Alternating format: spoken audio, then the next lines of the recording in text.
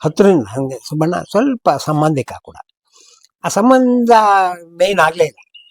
ನನಗೆ ಸಾಂಸ್ಕೃತಿಕ ಸಂಬಂಧ ಜಾಸ್ತಿ ಅಲ್ಲಿ ಒತ್ತು ಕೊಡ್ತು. ಹಾಗಾಗಿ ನಾನು ನೀನಾಸಂಗೆ ಹೋಗುವ ಸನ್ನಿವೇಶ ಆಯಿತು. ಮುಗಿಸಿದ್ರು ಕೆ ವಿ ಸುಬ್ಬಣ್ಣವ್ರ ಜೊತೆಗೆ ಇನ್ನೂ ಅನೇಕ ಅವರ ಒಡನಾಡಿಗಳು ಎಲ್ಲ ಸೇರ್ಕೊಂಡು ನಾಟಕ ಮಾಡೋರು. ಆವಾಗ ನಾವು ತುಂಬ ಸಣ್ಣವರು, ತುಂಬ, ನಾನು ಹೇಳೋದು ಹೈಸ್ಕೂಲು ಅಲ್ಲ, ಮಿಡ್ಲ್ ಸ್ಕೂಲು. ನಾನು ಪ್ರಪ್ರಥಮವಾಗಿ ಹೋಗಿದ್ದು ಮೇಕಪ್ಪಿಗೆ ಕಮರ್ಷಿಯಲ್ ಆಗಿ ಹೋಗಿದ್ದು. ನಾನು ಸಂಬಳ ತಗೊಂಡು ಹೋಗಿರುವ ಮೇಕಪ್ ಅಂತಂದರೆ ಯಕ್ಷಗಾನಕ್ಕೆ. ನೀನಾಸಂ ಏನು ಈಗ ಕಟ್ಟಡಗಳಾಗಿದೆ ಬಿಟ್ಟರೆ ಅದು ಒಂದು ಸೋಗೆ ಮಾಡಲ್ಲಿ ಇತ್ತು. ತಿರುಗಾಟಕ್ಕೆ ತುಂಬ ಸಹಕಾರ ಆಗಿರೋದು ಜನಸ್ಪಂದನ ಪ್ರಾಜೆಕ್ಟ್. ಬರೀ ಯುವಕರಿಗೆ ಮಾತ್ರ ಪಾಠ ಅಲ್ಲ, ಅದು ನಮ್ಮಂಥವರಿಗೂ ಈಗಲೂ ಕೂಡ ಅದೊಂದು ಶಿಕ್ಷಣ ಸಂಸ್ಥೆ. ಈಗಲೂ ಕೂಡ ನಾವು ವಿದ್ಯಾರ್ಥಿನಿ. ನಾನು ವರದಾಮೂಲ ಗುರುಮೂರ್ತಿ ನಮಗೆಲ್ಲ ನೆಚ್ಚಿನ ಗುರುವಣ್ಣ. ನಮಸ್ಕಾರ ಗುರುವಣ್ಣ. ನಮಸ್ಕಾರ. ನಿಮಗೆ ಮನದಾಳದ ಮಾತಿನ ಕಾರ್ಯಕ್ರಮಕ್ಕೆ ಸ್ವಾಗತ, ಸುಸ್ವಾಗತ. ನೀವಿರೋದು ವರದಾಮೂಲದಲ್ಲಿ. ಹೆಗ್ಗೋಡು ಸಾಗರದಿಂದ ಆಚೆಗೆ ಹೆಗ್ಗೋಡು ಇರೋದು ಹೊಸನಗರ ರೂಟಲ್ಲಿ. ಹೆಗ್ಗೋಡಿಗೂ ನಿಮಗೂ ಏನು ಸಂಬಂಧ? ಎಷ್ಟು ವರ್ಷಗಳ ಒಡನಾಟ? 1975ರಿಂದಲೇ ನಾನು ರಂಗಭೂಮಿಯ ಕೆಲಸ ಮಾಡ್ತಾ ಇದ್ದವನು. ನೀನಾಸಂ ಎಲ್ಲ ನಾಟಕಗಳಿಗೆ ಹೋಗ್ತಿದ್ದೆ, ಆ ಕಾಲದ ನಾಟಕಗಳು. ನಾಟಕಗಳನ್ನೆಲ್ಲ ನೋಡ್ತಿದ್ದೆ ನಾನು. ಚಡ್ಡಿ ಹಾಕ್ಕೊಳ್ಳುವ ಆ ಸಂದರ್ಭ ಅದು. ಈ ನೀನಾಸಂ ಏನು ಈಗ ಕಟ್ಟಡಗಳಾಗಿದೆ ಬಿಟ್ಟರೆ ಅದೊಂದು ಸೋಗೆ ಮಾಡಲ್ಲಿ ಇತ್ತು. ಅಲ್ಲಿ ನಡೀತಿತ್ತು ಹಿಂದಿನ ಐತಿಹಾಸಿಕ ಪೌರಾಣಿಕ ನಾಟಕಗಳನ್ನೆಲ್ಲ ಮಾಡೋರು. ಶಾಜಹಾನ್ ಇಂಥ ನಾಟಕಗಳನ್ನ, ಒಂಥರ ಹಿಸ್ಟ್ರಿ. ಆವಾಗ ನಮಗೊಂದು ಕುತೂಹಲ, ಕಥೆಯ ಕುತೂಹಲ. ಹಾಗಾಗಿ ನಾಟಕ ನೋಡಕ್ಕೆ ಹೋಗ್ತಿದ್ವಿ. ಹೈಸ್ಕೂಲಲ್ಲಿ ಇದ್ರಿ ನೀವು? ಹೈಸ್ಕೂಲಲ್ಲಿದ್ದೆ. ಮಿಡ್ಲ್ ಸ್ಕೂಲ್ ಗಟ್ಟಿ ಕೇಳಿದ್ರೆ ನಮಗೆ ಇಲ್ಲಿಂದ 6 ಕಿಲೋಮೀಟರ್ ಅಷ್ಟೇ ಹೆಗ್ಗೋಡು. ಸಾಗರಕ್ಕೆ ಹೋದರೆ 16 ಕಿಲೋಮೀಟರ್ ಆಗುತ್ತೆ. ಆದರೆ ನಮಗೆ ಇಲ್ಲಿ ಹತ್ತಿರ, ಒಳದಾರಿ ಅಂತ ಹೇಳ್ಬೋದು. ಆಮೇಲೆ ಸಾಗರದಿಂದ ಒಂದು ರೂಟಲ್ಲಿ ನಮ್ಮೂರ ಮೇಲೆ ಹೋಗ್ಬೇಕಾಗ್ತದೆ. ಹಾಗೂ ಇದೆ.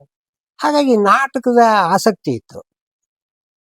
1975ರಿಂದ ನಾನು, ಆವಾಗ ಹೇಗಿತ್ತು ಅಂತಂದರೆ ಬೇರೆ ಬೇರೆ ಊರುಗಳಲ್ಲಿ ಅವ್ರದ್ದೇ ಆದ ಸಂಘ ಸಂಸ್ಥೆಗಳು ಇರ್ತಿತ್ತು. ಪ್ರಜ್ಞಾವಂತ ಯುವಜನ ಸಂಘ, ಪ್ರಜ್ಞಾಪೂರ್ಣ ಮಹಿಳಾ ಮಂಡಳಿ, ಹೀಗೆ ಕಾನ್ಲೆ ಅಂತ ಸಾವಿರದ ಆ ಕಡೆಗೆ ತುಂಬ ಸಂಘಟನೆಗಳು, ಎಲ್ಲ ಹುಡುಗರೆಲ್ಲ ಸೇರಿಕೊಂಡು ಒಂದು ಸಂಘಟನೆ ಮಾಡ್ಕೊತಿದ್ರು. ವರ್ಷಕ್ಕೊಂದು ನಾಟಕ ಮಾಡ್ತಿದ್ರು.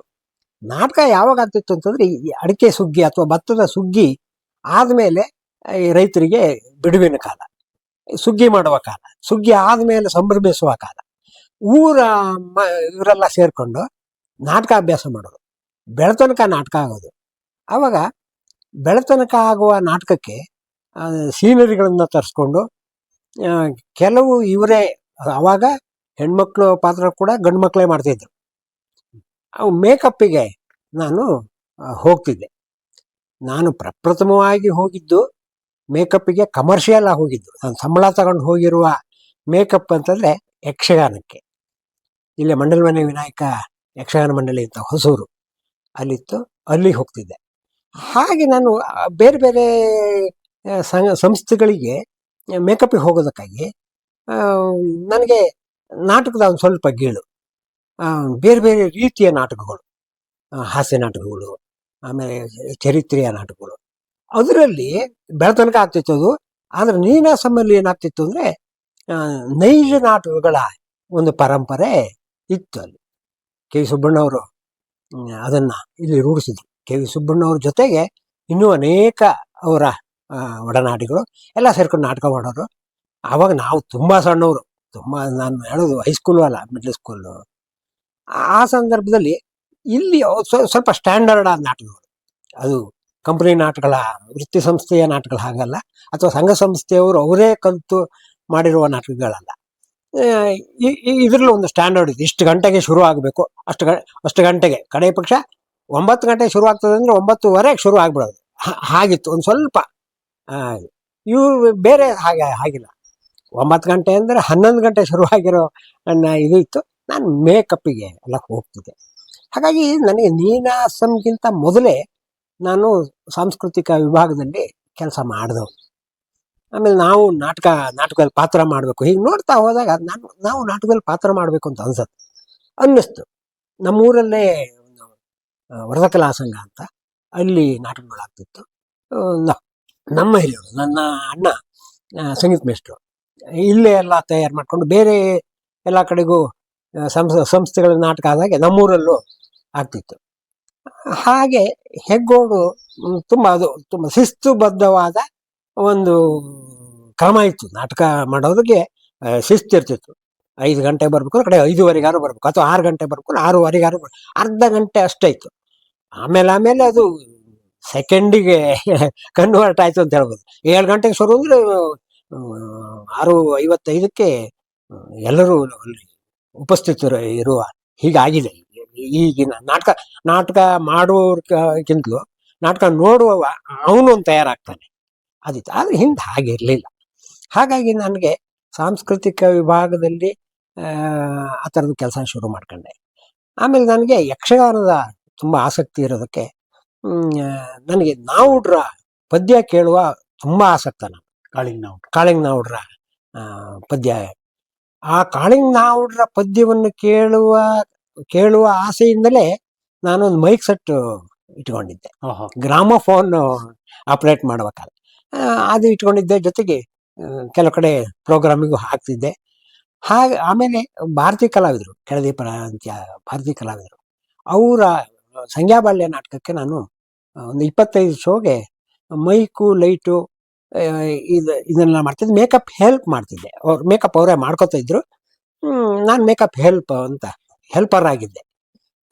ಆಮೇಲೆ ಅದನ್ನು ಒಂದು ನನ್ನದೇ ಆದ ಕಿಟ್ ಮಾಡಿಕೊಂಡು ಎಲ್ಲರೂ ಮೇಕಪ್ಪಿಗೆ ಕರೆದ್ರು ಹೋಗೋದು. ಅದು ಕಮರ್ಷಿಯಲ್ ಆಗಿಯೂ ಇತ್ತು.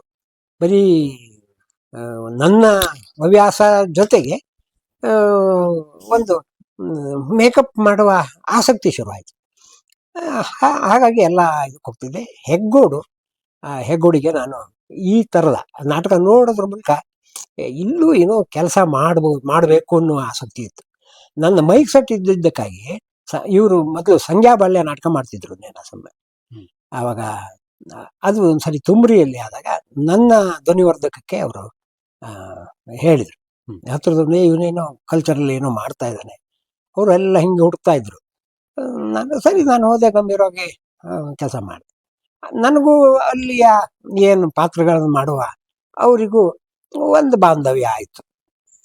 ಆಮೇಲೆ ನೀವು ಹೊರಗಡೆಗೆಲ್ಲ ಹೋಗ್ತೀಯಾ, ನೀನು ಇಲ್ಲಿಗೆ ಬಾ ಅಂತ ಆಯಿತು. ಸುಬ್ಬಣ್ಣವರು ಬರೋದಕ್ಕೆ ಅವರು ಇದು ಮಾಡಿದ್ರು. ಗೊತ್ತಾಯ್ತು ಅವ್ರಿಗೆ ವಿಷಯ ಎಲ್ಲ. ಅಲ್ಲೆಲ್ಲ ಸಂಜೆ 5:30-6 ಗಂಟೆಗೆ ಸೇರಿಕೊಂಡೆಲ್ಲ ಮಾತಾಡುವಾಗ ಈಗ ಇಲ್ಲೊಬ್ಬನು ಸ್ವಲ್ಪ ಆಸಕ್ತ ಇದ್ದಾನೆ ಅಂತ. ಆಮೇಲೆ ನಾನು ಸುಬ್ಬಣ್ಣನ ಹತ್ತಿರದಿಂದ ಹಾಗೆ, ಸುಬ್ಬಣ್ಣ ಸ್ವಲ್ಪ ಸಂಬಂಧಿಕ ಕೂಡ. ಆ ಸಂಬಂಧ ಮೇಯ್ನ್ ಆಗಲೇ ಇಲ್ಲ, ನನಗೆ ಸಾಂಸ್ಕೃತಿಕ ಸಂಬಂಧ ಜಾಸ್ತಿಯಲ್ಲಿ ಒತ್ತು ಕೊಡ್ತು. ಹಾಗಾಗಿ ನಾನು ನೇನಾಸಮ್ಮಿಗೆ ಹೋಗುವ ಸನ್ನಿವೇಶ ಆಯಿತು. 1984ರಲ್ಲಿ ಜನಸ್ಪಂದನ ಪ್ರಾಜೆಕ್ಟ್ ಶುರುವಾಯಿತು. ಅದು ಅಮೇರಿಕಾ ಫೋರ್ಡ್ ಫೌಂಡೇಶನ್ನಿಂದ ಇದಾಯಿತು. ಅದಕ್ಕೆ ಒಂದು bus, ಕರ್ಟನ್ನು, mike, light, technician, artist, ಹೀಗೊಂದು ತಂಡ ಆ ಊರಿಗೆ ಹೋಗಿ ಅಲ್ಲಿ ನಾಟಕ ಆಡಿಸುವ ಕ್ರಮ. ಅಲ್ಲಿ ನಾನು ಟೆಕ್ನಿಷಿಯನ್ ಆಗಿ ಹೋಗೋಕ್ಕೆ ಶುರು ಮಾಡಿದೆ. ಅದಕ್ಕೆ ಪುರುಷೋತ್ತಮ ತಲವಾಟ ಅವ್ರ ಮೇಯ್ನ್ ಟೆಕ್ನಿಷಿಯನ್ ಆಗಿದ್ದ. ಆಮೇಲೆ ನನ್ನನ್ನು ಈ ಮನುಷ್ಯನ ಈ ವಿಭಾಗಕ್ಕೆ ತಗೋಬೇಕು ಅಂತೇಳಿ ಅಲ್ಲಿ ನಾವು ಹೋಗ್ತೇವೆ. 1ನೇ ತಾರೀಕಿಂದ ಶುರು ಮಾಡ್ತೇವೆ. 15ನೇ ತಾರೀಕು ಪ್ರತಿ ಊರಲ್ಲಿ ನಾಟಕ ಶುರುವಾದ 15 ದಿವಸ ಬಿಟ್ಟು ನೀನು ಬಂದರೆ ಸಾಕು ಅಂತ. ಯಾಕಂದ್ರೆ ನಾನು ಕೃಷಿಯನ್ನು ಮಾಡಿಕೊಂಡು ರಂಗಭೂಮಿಯನ್ನು ಕೆಲಸ ಮಾಡ್ತಿದ್ದೆ. ಆವಾಗ ಸರಿ, ನನಗೊಂದು ಅಲ್ಲಿ ಸೇರೋದಕ್ಕೆ ಮತ್ತು ಕೆಲಸ ಮಾಡೋದಕ್ಕೆ ಎರಡಕ್ಕೂ ನನಗೆ ಅನುಕೂಲ ಆಯಿತು. ಜನಸ್ಪಂದನಕ್ಕೆ ಹೋಗ್ತಿದ್ದೆ. ಅಲ್ಲಿ ಶುರು ಆದಮೇಲೆ 15 ದಿವಸಕ್ಕೆ ಹೋಗ್ತಿದ್ದೆ. 15 ದಿವಸ ನಿರಂತರವಾಗಿ ನಾವು ಅಲ್ಲಿ ಕೆಲಸ ಮಾಡ್ತಿದ್ವಿ.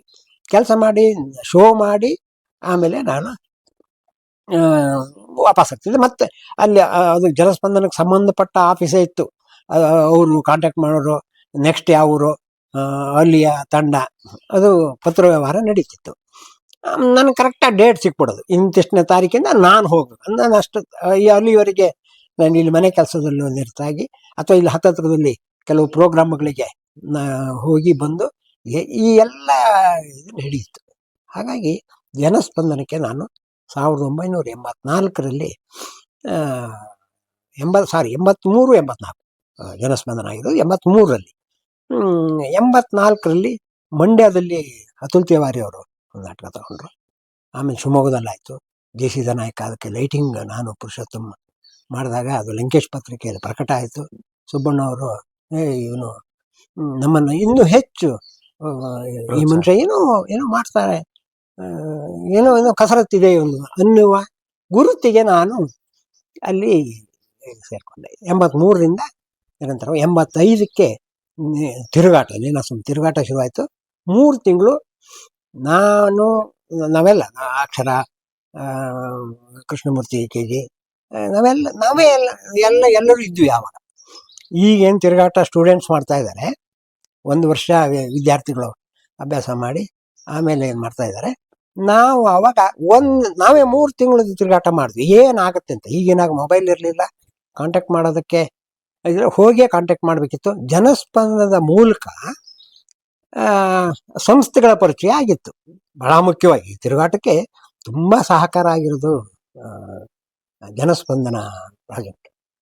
ಅದರ ಮೂಲಕ ನನಗೂ ಎಲ್ಲ ಒಂದಷ್ಟು ಪರಿಚಯಗಳಾಗಿತ್ತಲ್ಲ ಸಂಸ್ಥೆಗಳಿಗೆ ಹೋಗಿದ್ದಕ್ಕಾಗಿ. ನಾವು ತಿರುಗಾಟಕ್ಕೆ ನೀನು ಬರಬೇಕು ಅಂತ ಕೇಳಿದರು. ಅದು ಪುರುಷೋತ್ತಮನು ಅವಾಗ ಕೆಲಸ ಮಾಡ್ತಾಯಿದ್ರು. ನಾವು ಆ ತಿರುಗಾಟಕ್ಕೆ ಜಾಯಿನ್ ಆದೆ. ಅಲ್ಲಿ ಟೆಕ್ನಿಕಲ್ ವರ್ಕ್, ಅಧಿಕೃತವಾದ ಒಬ್ಬ ಟೆಕ್ನಿಷಿಯನ್ ಆಗಿ ನಾನು ಸೇರಿಕೊಂಡೆ. ಅಷ್ಟರೊಳಗೆ ಈ ಬೇರೆ ಬೇರೆ ಕೆಲಸ ಜೊತೆಗೆ ಈಗ ಖಾಯಮಾಗಿ ಒಂದು ಕಡೆಗೆ ನಾನು ಟೆಕ್ನಿಕಲ್ ವರ್ಕ್ ಮಾಡ್ತಿದ್ದೆ. ನೀನಾಸಂ ತಿರುಗಾಟದ 85ರಿಂದ 2017ರವರೆಗೆ ನೀನಾಸಂ ತಿರುಗಾಟದ ಟೆಕ್ನಿಷಿಯನ್ ಆಗಿ ಕೆಲಸ ಮಾಡಿದೆ. ಮಧ್ಯೆ ಒಂದು 2 ವರ್ಷ, 2 ಅಥವಾ 3 ಎರಡೇ ವರ್ಷ ನನಗೆ ಈ ಒಂದು ಕಲಿಯುವಾಗ ಇನ್ನೊಂದನ್ನು ಯಾಕೆ ಅದನ್ನು ನಾವು ಕಲಿಬಾರ್ದು ಅನ್ನುವ ಒಂದು ಆಸಕ್ತಿ. ಸಿನಿಮಾ ಬಗ್ಗೆ ನಾನು ತುಂಬ ಸಿನಿಮಾ ನೋಡ್ತಿದ್ದೆ. ಆ ಸಿನಿಮಾ ಆಸಕ್ತಿಗಾಗಿ ಸಿನಿಮಾದಲ್ಲಿ ಒಂದು ಸರಿ ಒಟ್ಟು ಕ್ಯಾಮ್ರಾ ಎದುರಿಗೆ ನಾವು ಪಾತ್ರ ಮಾಡಬೇಕು ಅನ್ನುವ ಇದಾಯಿತು. ಸೀರಿಯಲಿಗಾಗಿ ಸೀತೆ ಅಂತ ಅಶೋಕ್ ಕಶ್ಯಪ್ ಅವರ ಪರಿಚಯ ಆಯಿತು. ಅವ್ರು ನನ್ನನ್ನು ನೋಡಿದವರು, ನೀವು ಬೇಕು ನನಗೆ ಅಂತ ಹೇಳಿದರು. ಅಲ್ಲಿ ಆ್ಯಕ್ಟ್ ಮಾಡಿದೆ. ಜೊತೆಗೆ ಕಾಸ್ಟ್ಯೂಮ್ ನಾನು ಸುಶೀಲ ಕೆಳಮನೆ, ಹೆಣ್ಮಕ್ಳಿಗಾಗಿ ಸುಶೀಲ ಕೆಳಮನೆ ಅವ್ರನ್ನ ಮಹಿಳೆಯಾಗಿ ಇಟ್ಕೊಂಡ್ವಿ. ನಾನು ಕಾಸ್ಟ್ಯೂಮಿನ ಜವಾಬ್ದಾರಿನ ಮಾಡ್ತಿದ್ದೆ. ನಮ್ಮ ಅಸಿಸ್ಟೆಂಟಾಗಿ ನಾವು ಆ್ಯಕ್ಟ್ ಮಾಡೋದಕ್ಕಾಗಿ ಅಸಿಸ್ಟೆಂಟಾಗಿ ರಘು ಅಂತೇಳಿ ಅವ್ರು ತುಮ್ರಿ, ಅವನು ಎಲ್ಲ ಕಾಸ್ಟ್ಯೂಮನ್ನು ನಾವೆಲ್ಲ ವ್ಯವಸ್ಥೆ ಮಾಡಿಟ್ಟಿರ್ತೇವೆ, ಅವನು ಕೊಟ್ಟು ತಗೊಂಡು ಮಾಡೋ ಹೀಗೆಲ್ಲ ಮಾಡ್ಕೊಂಡು ಸೀರಿಯಲಲ್ಲಿ ನಾನು ಎಂಟ್ರ್ ಆದೆ. ಆವಾಗ ಒಂದು 2-3 ವರ್ಷ ನಾನು ನೀನಾಸಂ ತಿರುಗಾಟದ ಕೆಲಸ ನನಗೆ ಕೆಲಸಕ್ಕೆ ಹೋಗ್ಲಿಕ್ಕಾಗಲ್ಲ. ಅದು ಬಿಟ್ಟರೆ 17ರವರೆಗೆ ನಿರಂತರವಾಗಿ ನಾನು ನೀನಾಸಂ ತಿರುಗಾಟದ ಕೆಲಸ ಮಾಡಿದೆ. ನೀನಾಸಂ ತಿರುಗಾಟ ಕೆಲಸ ಮಾಡುವಾಗ ಅಲ್ಲಿ 80ರಲ್ಲಿ ಇನ್ಸ್ಟಿಟ್ಯೂಟ್ ಓಪನ್ ಆಯಿತು. ಆವಾಗ ಪ್ರಾರಂಭದಲ್ಲಿ ಅಲ್ಲಿ ನಾಟಕದ ತಯಾರಿಯ ಕೆಲಸನ ನಾನು ಮಾಡ್ತಿದ್ದೆ. ಇನ್ಸ್ಟಿಟ್ಯೂಟಿನ ಈ ಟೆಕ್ನಿಕಲ್ ಆಗಿ ಏನು ಕೆಲಸ ಆಗಬೇಕು ನಾಟಕಕ್ಕೆ ಭಾಳ ಸಿಂಪಲ್ಲಾಗಿ ಆಗೋದು. ಯಾಕೆಂದರೆ ಅದೊಂದು ಇನ್ಸ್ಟಿಟ್ಯೂಟು, ಇದಕ್ಕಿಷ್ಟೇ ದುಡ್ಡು ಖರ್ಚು ಮಾಡಬೇಕು, ಅದಕ್ಕೊಂದು ನಿಬಂಧನೆ ಇರುತ್ತೆ, ಇಷ್ಟೇ ಚೌಕಟ್ಟಲ್ಲಿ ಬಜೆಟ್ ಇರ್ತದೆ. ಆ ಪ್ರಕಾರವಾಗಿ ನಾನು ಅಲ್ಲಿ ಕೆಲಸ ಮಾಡಿದೆ. ಕೆಲಸ ಮಾಡ್ತಾ ಮಾಡ್ತಾ ಅಲ್ಲಿ ಕಾಸ್ಟ್ಯೂಮ್, ಮೇಕಪ್ಪು, ಕಾಸ್ಟ್ಯೂಮು ಮತ್ತು ಮುಖವಾಡ ತಯಾರಿಕೆ ಈ ಕ್ಲಾಸ್ಗಳನ್ನು ನಾನು ನೀನಾಸಂ ರಂಗಶಿಕ್ಷಣ ಕೇಂದ್ರಕ್ಕೆ ಮಾಡಿದೆ. ಹೀಗೆ ಮಾಡ್ತಾ ಈ ನೀನಾಸಂನ ಸಂಪೂರ್ಣ ನಾನು ಒಳಗೊಂಡಿದ್ದು. ಅದು ನೀವು ಕೇಳಿದ್ದಕ್ಕಾಗಿ ಹೇಳಿದೆ. ನೀನಾಸಂನ ಸಂಪೂರ್ಣ ಒಳಗೊಂಡೆ. ಆಮೇಲೆ ಮಧ್ಯದಲ್ಲಿ ನನಗೆ ನನ್ನ ಆಸಕ್ತಿಯನ್ನು ನೋಡಿ ನನಗೆ ಬಿಡುವಿದೆ ಅಂದರೆ ನಾನು ನೀನಾಸಂನಲ್ಲಿ ಇರ್ತಿದ್ದೆ. ನನ್ನ ಕಾಲಕ್ಕೆ ಬಿಡುವಿದೆ ಅಂದರೆ ಅಲ್ಲಿ ನಾಟಕದ ತಯಾರಿ ಇದೆ ಬಿಟ್ಟಿದೆ, ಅದು ಬೇರೆ. ಅಲ್ಲಿ ಹೋಗ್ತಿದ್ದೆ. ಏನೋ ನಮಗೊಂದು ಫುಡ್ ಸಿಗತ್ತೆ ಅಂತ. ಫುಡ್ ಅಂದರೆ ಹೊಟ್ಟೆ ಫುಡ್ ಅಲ್ಲ, ಬ್ರೈನಿಗೆ ಒಂದು ಫುಡ್ ಸಿಗ್ಬೋದು.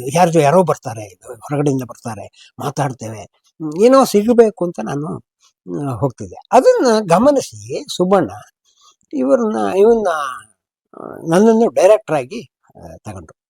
ಹಾಗಾಗಿ ನೀನಾಸಂನಲ್ಲಿ ಸುಮಾರು 20 ವರ್ಷಗಳ ಕಾಲ ನಾನು ನಿರ್ದೇಶಕನಾಗಿಯೂ ಕೆಲಸ ಮಾಡಿದೆ. ತುಂಬ ಒಳ್ಳೆಯ ಸಂಸ್ಥೆ. ಬರೀ ಯುವಕರಿಗೆ ಮಾತ್ರ ಪಾಠ ಅಲ್ಲ, ಅದು ನಮ್ಮಂಥವರಿಗೂ ಈಗಲೂ ಕೂಡ ಅದೊಂದು ಶಿಕ್ಷಣ ಸಂಸ್ಥೆ. ಈಗಲೂ ಕೂಡ ನಾವು ವಿದ್ಯಾರ್ಥಿಗಳೇ, ನಾನೆಲ್ಲ ಕಲ್ತಿದ್ದೇನೆ ಅನ್ನೋಕ್ಕಿಂತ ಈಗಲೂ ನಾನು ವಿದ್ಯಾರ್ಥಿ ಅಂತ ಹೇಳ್ಕೊಳ್ತೇನೆ. ಯಾಕಂದರೆ ಅಲ್ಲಿ ಶಿಸ್ತನ್ನು ಒಳಪಡಿಸೋದ್ರಲ್ಲಿ, ಪಾಠಗಳ ಬಗ್ಗೆ ಒಂದು ಸಿಲೆಬಸ್ ಮಾಡಿಕೊಂಡು ಪಾಠ ಮಾಡುವ ಕ್ರಮದ ಬಗ್ಗೆ, ನಿರ್ದೇಶಕ ಆಗೋದಾದರೆ ನಿರ್ದೇಶಕನ ಜವಾಬ್ದಾರಿ ಏನು, ಒಬ್ಬ ಟೆಕ್ನಿಷಿಯನ್ ಜವಾಬ್ದಾರಿ ಏನು, ಎಲ್ಲದೂ ಶಿಸ್ತಾಗಿ ನಡೀತಿತ್ತು. ಬೇಕಾಬಿಟ್ಟಿಯಾಗಿ ನಡೀತಿರಲ್ಲ. ನಾಟಕ ಪ್ರಾರಂಭ ಆಗುವ, ಬಹುಶಃ ನಿಮಗೂ ಗೊತ್ತಿರೋ ಹಾಗೆ, ಮುಂದಿನ ತಿಂಗಳು 18ನೇ ತಾರೀಕು ನಾಟಕ ಅಂತ ಆದರೆ, ಈ ತಿಂಗಳು 18ನೇ ತಾರೀಕು ರಿಹರ್ಸಲ್ ಶುರು ಆಗ್ಬಿಡುತ್ತೆ. 18ನೇ ತಾರೀಕು ಫಿಕ್ಸ್, ಅದು ಪ್ರದರ್ಶನ ಫಿಕ್ಸ್ ಆಗಿಬಿಡ್ತದೆ. 18ನೇ ತಾರೀಕು ಒಳಗೆ ನಿಮ್ಮ ನಾಟಕದ ಎಲ್ಲ ತಯಾರಿ ಆಗಬೇಕು. ಕಾಸ್ಟ್ಯೂಮು, ಸೆಟ್ಟು, ಪ್ರಾಪರ್ಟಿ ಎಲ್ಲ, ಒಂದು ಮೇಕಪ್ ಡಿಸೈನ್ ಕೂಡ ಆಗಿರಬೇಕು. ಅಷ್ಟು ಕರಾರುವಕ್ಕಾಗಿ ನಡೆಯುವ ಅದು.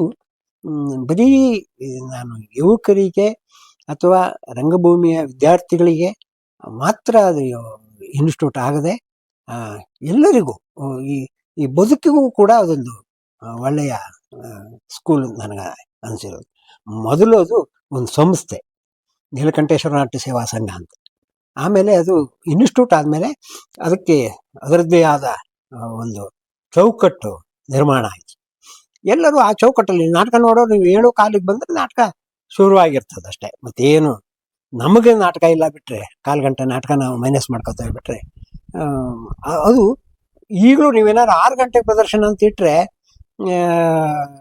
ನಾವು 6 ಗಂಟೆ ಹೆಗ್ಗೋಡು ಅಂದರೆ 7 ಗಂಟೆ, ಅದು ತೀರ್ಮಾನ. ಅದು 6 ಗಂಟೆಗೆ ಕಾರ್ಯಕ್ರಮ ಇಟ್ಕೊಂಡ್ರೆ ಬಂದಿರೋದಿಲ್ಲ, 6:45 ಎಲ್ಲ ಬರ್ತಾರೆ. ಆ ಥರದ ಶಿಸ್ತನ್ನು ಎಲ್ಲ ಸ್ಥಳೀಯರಿಗೆ ಅವಕಾಶ ಮಾಡಿಕೊಡ್ತಾರೆ. ಆಮೇಲೆ ಅಲ್ಲಿ ನಾನು ಸ್ಕ್ರೀನ್ ಪ್ರಿಂಟಿಂಗ್ ಕ್ಲಾಸ್ ಕೂಡ ಮಾಡ್ತಿದ್ದೆ, ಪೋಸ್ಟರ್ಸ್ ಕ್ಲಾಸ್ ಮಾಡ್ತಿದ್ದೆ.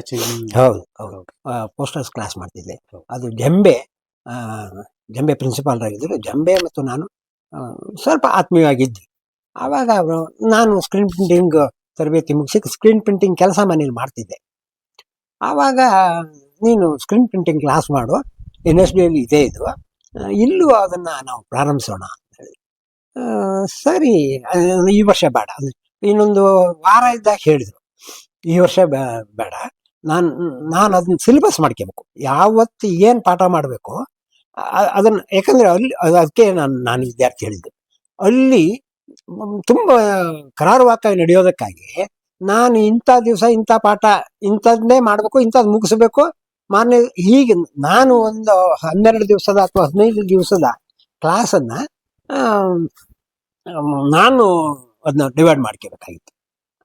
ನಾನು ಕರೆಕ್ಟ್ ಮಾಡ್ಕೋತೇನೆ ಅಂತಂದರೆ, ನಾನು ಅದನ್ನು ಸಿಲೆಬಸ್ ಎಲ್ಲ ಮಾಡ್ಕೊಂಡೆ. ಯಾವತ್ತು ಏನು ಪಾಠ ಮಾಡಬೇಕು, ಎಲ್ಲಿವರೆಗೆ ಮಾಡಬೇಕು, ಎಲ್ಲಿವರೆಗೆ ಮಾಡಿದರೆ ಅವರಿಗೆ ಅದನ್ನು ಮನವರಿಕೆ ಮಾಡ್ಕೊಳ್ಳೋದು. ಆ ಟೈಮಲ್ಲಿ ಹೇಳಿದೆ, ಸರಿ ಅಂತ ಒಪ್ಕೊಂಡ. ಅದಕ್ಕೆ ನಾನು ಜಂಬೆ ಅವರು ಸ್ಥಳೀಯವಾಗಿ ಏನು ಸಂಪನ್ಮೂಲ ಇದೆ, ಜಂಬೆ ಮತ್ತು ಸುಬ್ಬಣ್ಣ ಅವರೆಲ್ಲ ಮಾತಾಡ್ಕೊಳ್ಳೋದು, ಇಲ್ಲಿ ಸ್ಥಳೀಯವಾಗಿ ಏನು ಸಂಪನ್ಮೂಲ ಇದೆ ಅದನ್ನು ಬಳಸ್ಕೊಳ್ಳೋಣ ಅಂತ ಬೆಳೆಸ್ಕೊಂಡ್ರು. ನನಗದು ಖುಷಿ ಆಯಿತು. ಆಮೇಲೆ ನಾನು ಪಾಠ ಮಾಡಿದೆ. ಬಹುಶಃ ನಾನು ಪಾಠ ಮಾಡಿದ್ದೆ ಮೊನ್ನೆ ನನಗೆ 2-3 ಜನ ವಿದ್ಯಾರ್ಥಿಗಳು ಸಿಕ್ಕಿದಾಗ ಹೇಳಿದರು, ಈಗಲೂ ನೀನಾಸಂ ತಿರುಗಾಟದ ಟೆಕ್ನಿಕಲ್ಲಾಗಿ ವರ್ಕ್ ಮಾಡ್ತಾ ಇದ್ದಾನೆ ಪುರಪ್ಪಮನೆ, ಸತೀಶ್ ಪುರಪ್ಪಮನೆ. ಅವರಿಗೆ ನಾನು ಕಾಸ್ಟ್ಯೂಮ್ ಕ್ಲಾಸ್ ಮಾಡಿದ್ದೆ. ಗುರುಣ ತುಂಬ ಚೆಂದಾಗಿ ಕ್ಲಾಸ್ ಮಾಡಿದ್ರಿ, ಕಾಸ್ಟ್ಯೂಮ್ ಪ್ಲೇಟ್ ಮಾಡಿಸಿದ್ರಿ. ಈಗ ನಾನು ಹೇಳಿದ್ದೆ ಪ್ರಯೋಜನ ಆಯ್ತೋ ಇಲ್ವೋ ಗೊತ್ತಾಗಿದ್ದು, ಕಾಸ್ಟ್ಯೂಮ್ ಪ್ಲೇಟ್ ಮಾಡಿಸಿದ್ರಿ, ನನಗೆ ತುಂಬ ಅನುಕೂಲವಾಯಿತು, ನನಗೆ ಇವತ್ತು ಹೆಲ್ಪ್ ಆಗಿದೆ ಅದು.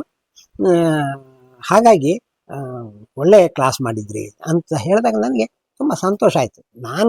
ನಾನು ಕಳ್ಕೊಂಡಿದ್ದೇನೂ ಇಲ್ಲ, ಆದರೆ ಇನ್ನೊಬ್ಬರಿಗೆ ಅದು ಉಪಯೋಗ ಆಯ್ತಲ್ಲ, ಅದು ನನಗೆ ನಿಜವಾದ ಸಂತೋಷ ಆಗಿದೆ. ಹೀಗೆ ಒಟ್ಟು ನನ್ನ ರಂಗಭೂಮಿ ನೀನಾಸಂಬಿನ ಒಡನಾಟದ ನೀವು ಕೇಳಿದ್ದಕ್ಕೆ ನಾನು ಹೇಳ್ತಾ ಇದ್ದೇನೆ. ಅಲ್ಲಿವರೆಗಿನ ನನ್ನ ಸಂಪರ್ಕ ಆಗಿರೋದು ಹೀಗೆ.